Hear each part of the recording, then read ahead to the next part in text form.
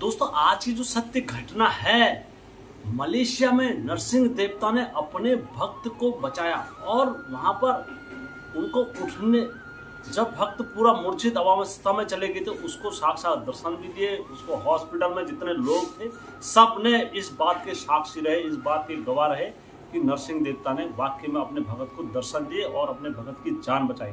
दोस्तों मलेशिया जैसे शहर में सब आंखें की खड़ी रह गई, पूरे मलेशिया ने नरसिंह भगवान के दर्शन करे। दोस्तों सत्य घटना है, इसमें कुछ भी असत्य नहीं है। जो मैं आगे बढ़ने से पहले मेरे चैनल का इंट्रो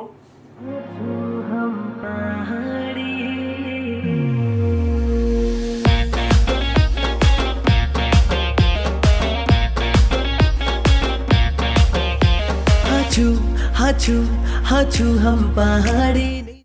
जय बीरकारा बजरंगी, हर हर हर हर हर हर हर हर हर हर महादेव। आप सभी के परिवार के ऊपर महादेव की कृपा और बजरंग बली का आशीर्वाद हमेशा बने रहने चाहिए।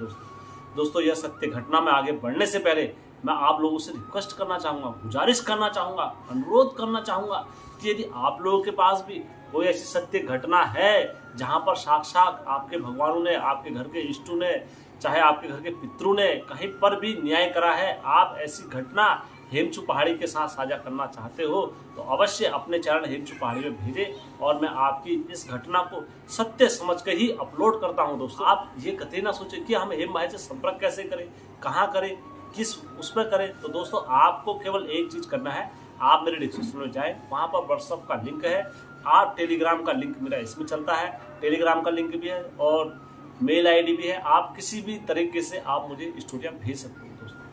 दोस्तों सत्य घटना में आगे बढ़ते हैं। ये जो घटना है दोस्तों ये पौड़ी गढ़वाल से आई है मेरे पास, और पौड़ी गढ़वाल से जो मेरे को दी है ये बड़ी ही आश्चर्य वाली बात है कि कैसे आज भी उत्तराखंड में देवी देवता हमारे साक्षात नरसिंह देवता कलयुग में भी अपने भगत को दर्शन देते हैं दोस्तों हकीकत में। और ऐसी ही घटना मेरे पास अब शुरुआत रूप वाली नरसिंह देवता की आ रही है। दोस्तों मैं सत्य स्टोरी में आगे बढ़ता हूँ आज की। दोस्तों पौड़ी गढ़वाल में एक परिवार रहता था और सभ्य और ईमानदार परिवार था जो अपने घर के इष्टों की पूजा पाठ में अक्सर बिजी रहते थे। तो विनोद जी और मुन्नी जी इन दोनों का एक पुत्र था जिनका नाम गोविंद था।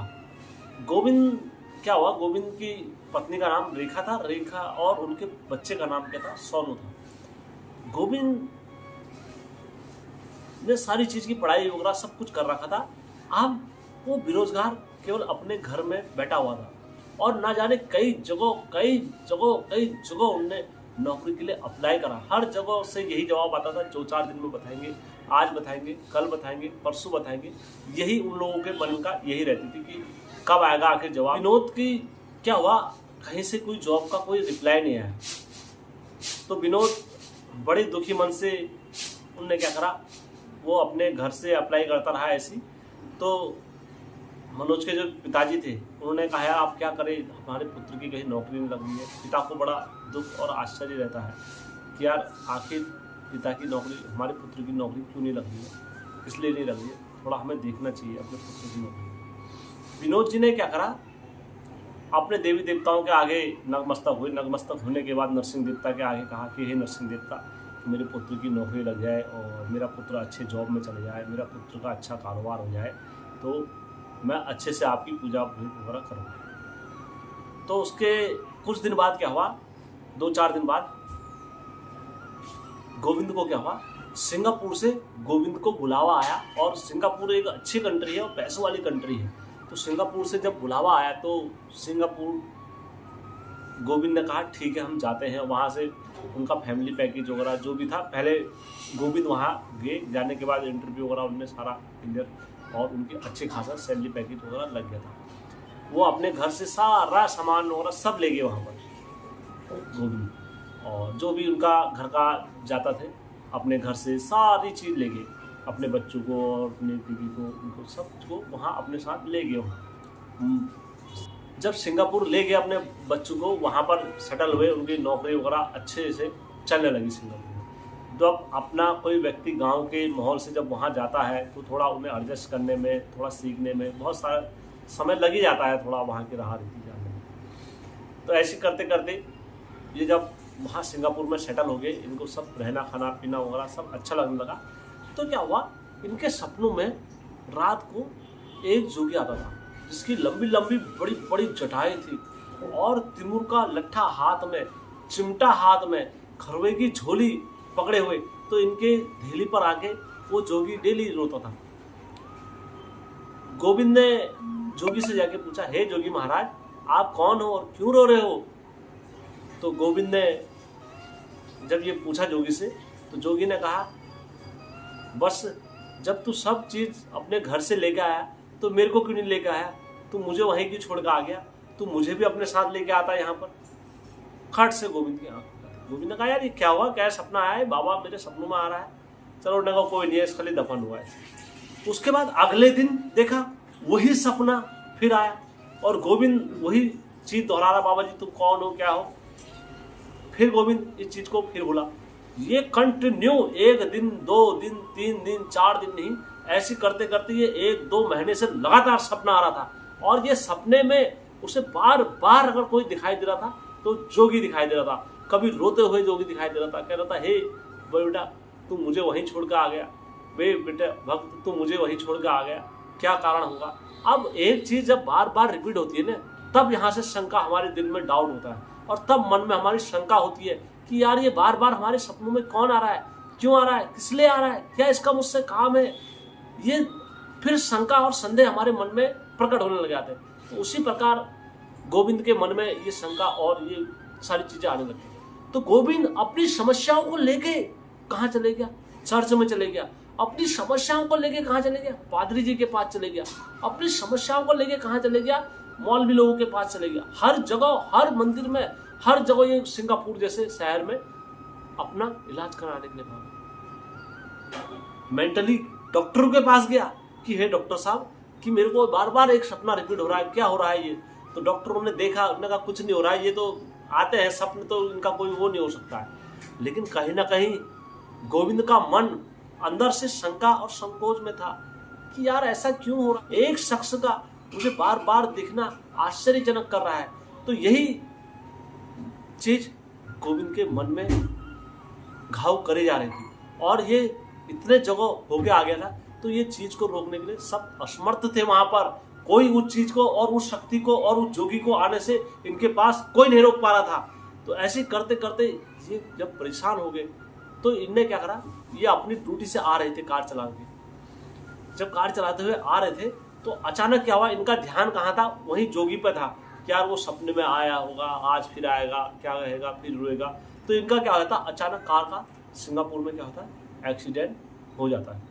और जैसे एक्सीडेंट होता है दोस्तों, तो वहाँ पर काफ़ी भीड़ वगैरह होती है, लेकिन वहाँ कोई किसी मदद करने के लिए नहीं होता है। तुरंत से वहाँ पर से एक जोगी भागकर आता है और जो गोविंद था, गोविंद को बेहोश हो चुका था। गोविंद को इतना एक्सीडेंट हुआ था, गोविंद बेहोश अवस्था में पहुँच चुका था। तो जोगी उन्हें अपने गोद में पकड़ते हैं और पकड़ने के बाद इस वेग से आगे जाते हैं जैसे वायु वेग से चल रहे हो, इस वेग से आगे जाते हैं जैसे कोई कार से चल रहे हो, इस वेग से आगे जाते हैं जैसे कोई घोड़े से चल रहे हो। इस तरीके से अपनी चाल में गति रखी उनने कि मानो कुछ ही सेकंड में कहाँ पहुंच गए, हॉस्पिटल पहुंच गए। जब हॉस्पिटल पहुंचे, हॉस्पिटल पहुंचने के बाद जोगी ने उनको देखा, उनको हॉस्पिटल में भर्ती करा, एडमिट करा। एडमिट करने के बाद में उनको मूर्छा लग गई। कुछ समय बाद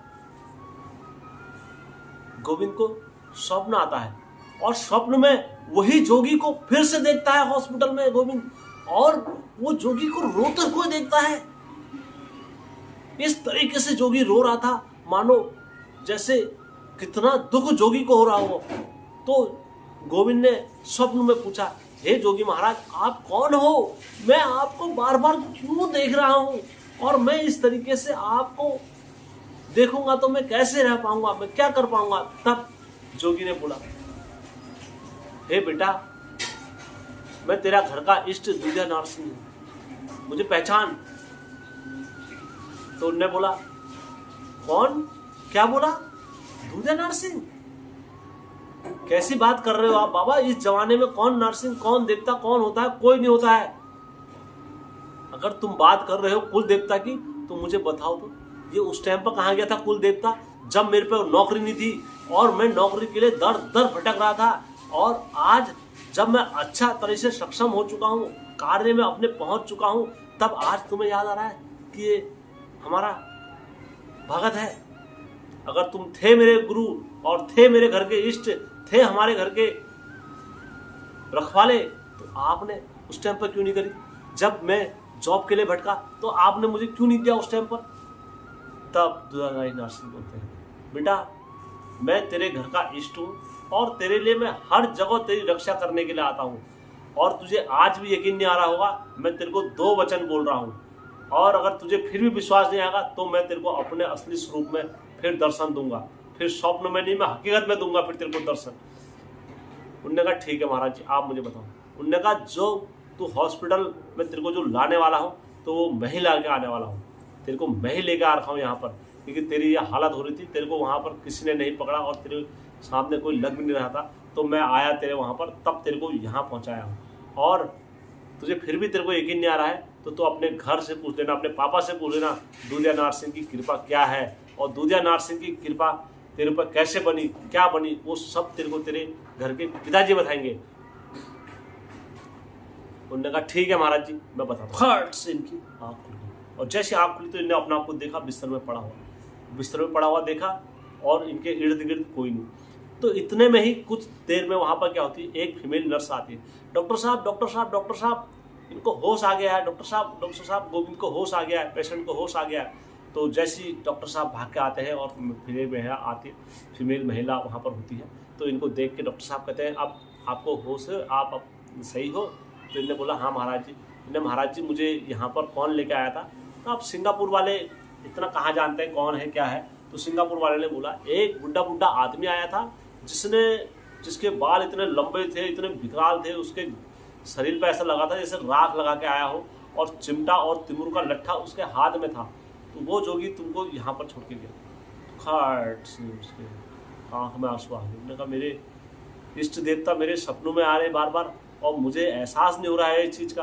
हे प्रभु मुझे माफ़ कर दो, हे प्रभु मुझे माफ़ कर दो। फिर वो क्या करते हैं, कहते हैं एक बार मुझे अपने पिताजी से भी इस बात का कंटेस्ट करना चाहिए कि ये है क्या चीज़ आखिर। तब जाके वो अपने पिताजी को फ़ोन करते हैं सिंगापुर से, कहते हैं हे पिताश्री मेरे स्वप्न में ऐसे ऐसे एक जोगी आ रहे हैं बार बार, और आज मैं जब इस अवस्था में पहुंचा तो मेरे को एक जोगी ही इस स्थान पर लेके आए हैं। क्या उद्देश्य हो सकता है इन जोगियों का, और क्या ये बार बार मेरे सपनों में आना इनका उचित है? आप मुझे बताओ पिताजी। तब जाके इनके पिताजी कहते हैं बेटा जिस वक्त तेरी जॉब नहीं लग रही थी, जिस वक्त तू लाचार था, जिस वक्त तेरे खाने के लाले पड़े हुए थे, तब तू हर जगह से हार गया था, थका हारा परेशान हो गया था, तब मैं उस टाइम पर अपने जोगी के थान में गया और वहां पर जाके मैंने नरसिंह देवता के सामने नतमस्तक हुआ और मैंने बोला हे नरसिंह देवता तुमने सबको दिया है, तुमने सब हमारे कुल को आज तक यहाँ तक लाने वाले तुम ही हो, पर आज मेरा बच्चा और आज जो मेरे घर में ये दुखों का पहाड़ आ रहा है, इस पहाड़ को तुम टालोगे तभी मैं तुम्हें मानूंगा तुम असली जोगी हो।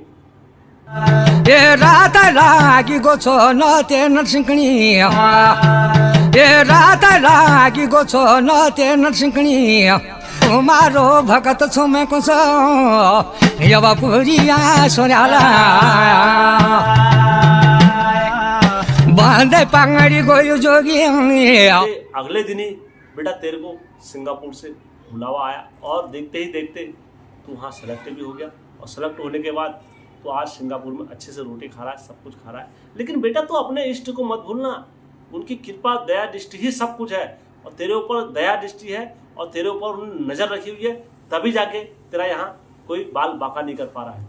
हे बेटा तू जब भी आएगा अपने घर में अपने देवता की धौंस और जागर लगाएगा, तब जाके ये मणि मन में और नतमस्तक होके और इनके आंख से आंसू आते हैं, कहते हैं हे नरसिंह देवता महापाप हो गया है मुझसे, अब कैसे सद्गति होगी, क्षमा कीजिए हे नरसिंह देवता, भूल हुई है मुझसे जो भी, वेदन लेकर प्रभु जी शरण आपकी हम आए, यदि दया दृष्टि में नरसिंह देवता आ जाए तो बड़ी कृपा हम पर हो जाए। तब जाके कहते हे नरसिंह देवता, मैं जब भी घर जाऊँ 6 महीने में या साल में, तो मैं तुम्हारे नाम की धौंस लगाऊंगा और वहाँ से जब भी मैं आऊँगा इस बार खाली नहीं आऊँगा, आपका तिमुर का लट्ठा मैं अपने साथ यहाँ लेके आऊँगा और तुम्हारी पूजा विधिवत वही नियम से करूँगा। दोस्तों ये घटना में मैंने कुछ भी असत्य नहीं बोला है। हम चाहे कितने दूर भी चले जाएं तो हमारे देवी देवता हमारी रक्षा करते ही है।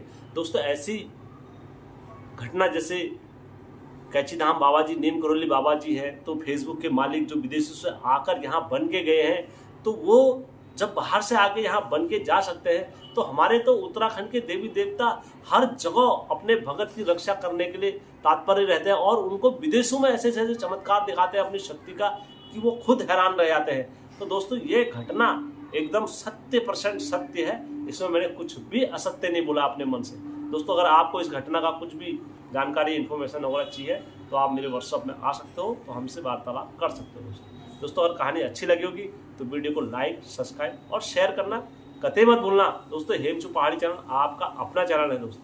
धन्यवाद। जोशी जोशी